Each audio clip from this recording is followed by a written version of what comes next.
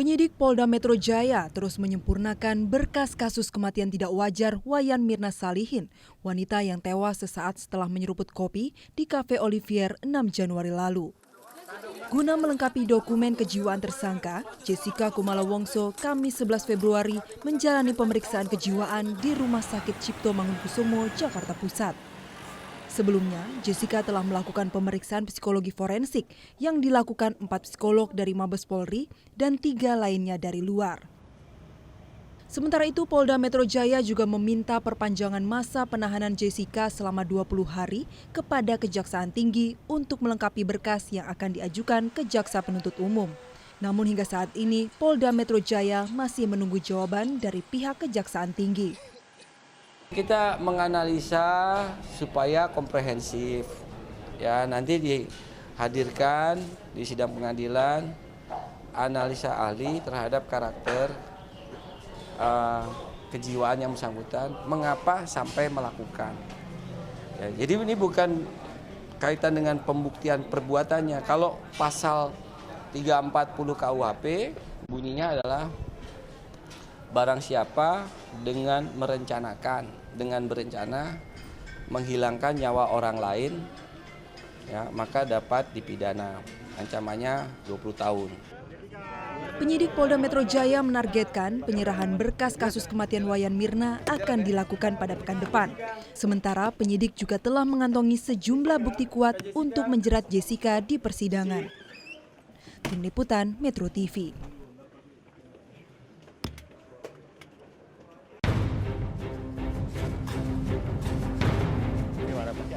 Ya bagus dong, pelaku kalau yang dihukum makin berat emang seharusnya, kan bunuh orang. Pantas hukuman mati itu, Pak?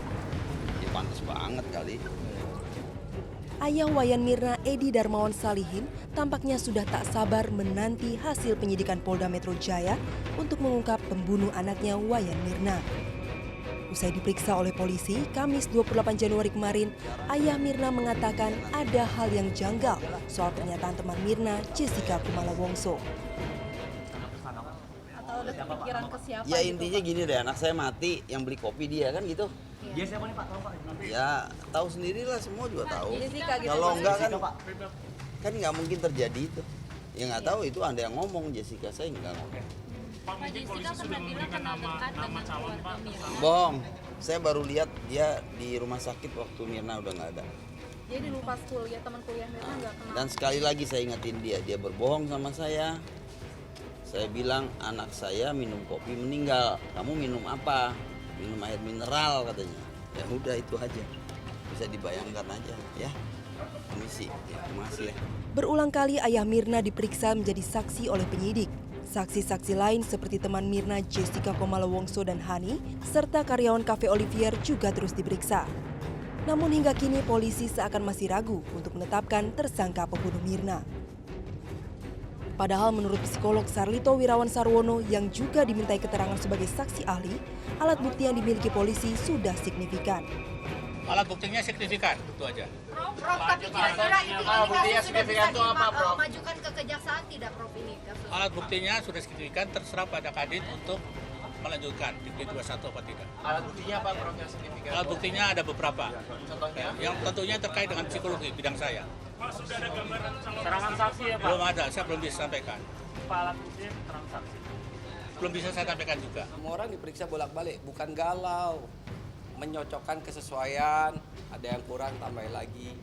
Jadi Polri tidak pernah galau, penyidik tidak pernah galau.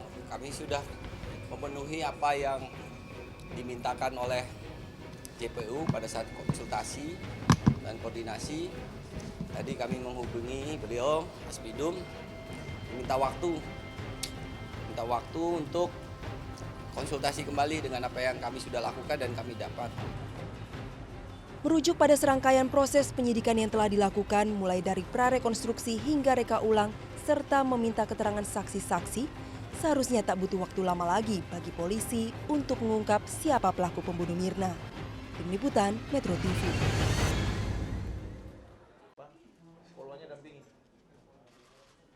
Sejak penyidikan berjalan, kasus kematian Mirna telah menjadi sorotan. Polisi terkesan berhati-hati dalam penetapan tersangka. Bahkan pelimpahan berkas kasus ini pun berjalan lamban hingga 5 kali bolak-balik dari Polda ke Kejaksaan. Setelah kasus ini masuk ke meja hijau, perdebatan semakin memanas.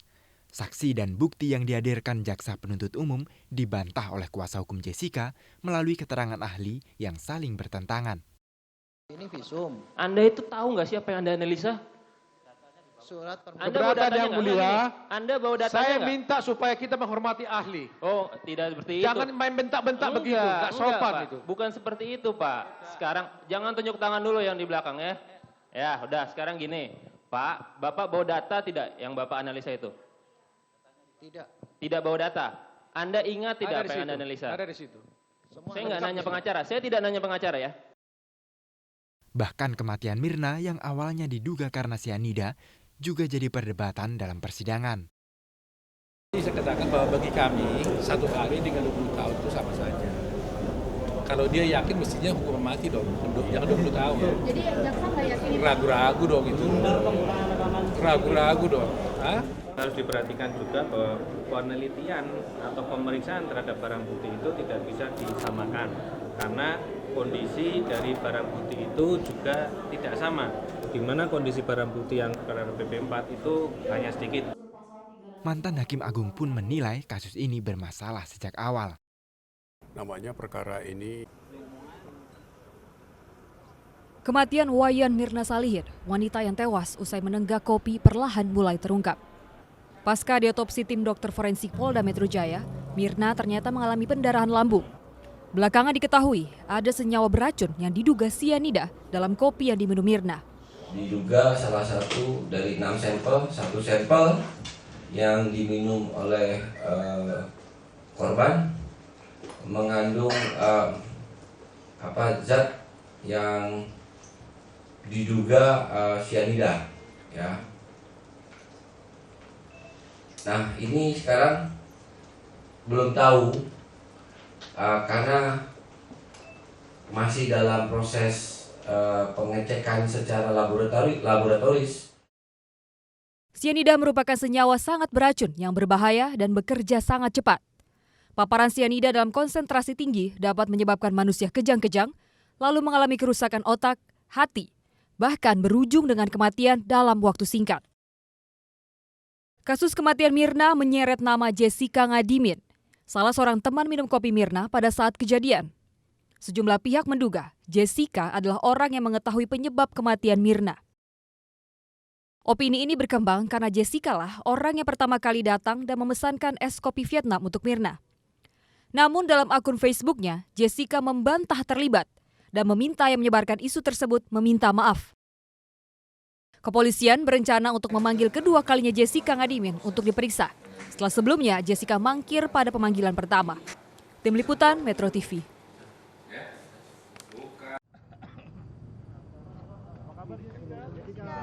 Meskipun Jessica Kumala Wongso telah ditetapkan sebagai tersangka pembunuh Wayan Mirna, namun masih terjadi silang pendapat terkait kasus ini.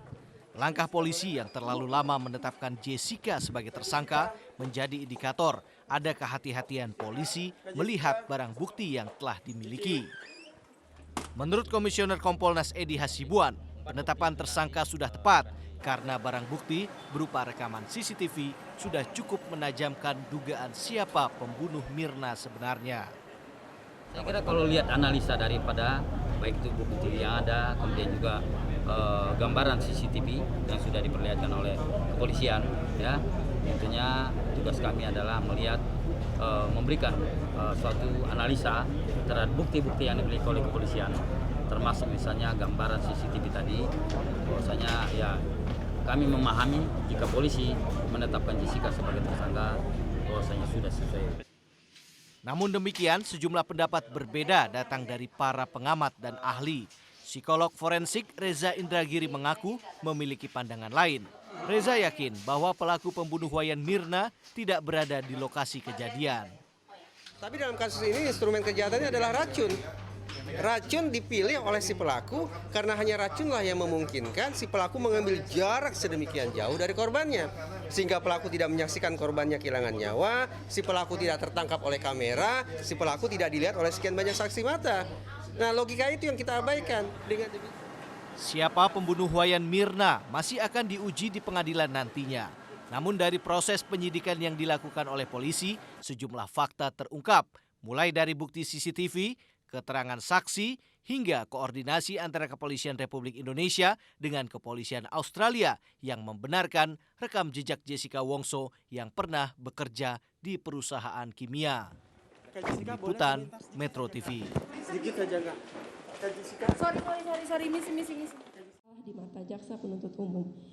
Pada saat 4 bulan lebih sidang kasus pembunuhan Wayan Mirna Salihin dengan terdakwa Jessica Kumala Wongso mendapat sorotan luas publik di Indonesia. Kasus bermula pada 6 Januari ketika Wayan Mirna Salihin dinyatakan tewas setelah meminum kopi di Cafe Olivier, Jakarta Pusat yang dipesankan temannya Jessica Wongso. Jaksa mendakwa Jessica melakukan pembunuhan berencana dengan berpegangan pada 3 alat bukti, yaitu rekaman CCTV, keterangan ahli dan saksi, serta temuan penyidik Polda adanya sianida 0,02 mg per liter di lambung Mirna. Sidang Jessica bergulir 4 bulan lebih, dengan total 32 kali persidangan. Jaksa penuntut umum menghadirkan 3 saksi anggota keluarga Mirna dan teman Mirna yang ikut hadir di kafe, Hani Juwita Bun. Jaksa juga menghadirkan belasan karyawan Cafe Olivier, termasuk barista yang meracik es kopi Vietnam Mirna, Rangga Dwi Saputra, dan pelayan yang mengantar kopi Mirna, Agus Triyono. Selain itu ada juga saksi dari Kepolisian Australia dan atasan Jessica di Australia. Total 19 orang saksi dihadirkan dalam persidangan. Selain itu, jaksa juga menghadirkan 11 ahli berbagai bidang untuk menguatkan pembuktian dakwaan jaksa. Sementara kuasa hukum Jessica Otto Hasibuan dan tim menghadirkan 3 saksi fakta yang merupakan pengunjung Cafe Olivier yang duduk di dekat meja Jessica, Mirna, dan Hani. Kuasa hukum juga menghadirkan sejumlah ahli dan pakar berbagai bidang untuk memperingan Jessica. Sepanjang persidangan publik dibuat bingung karena sejumlah ahli yang dihadirkan kedua belah pihak memberikan keterangan yang saling bertolak belakang.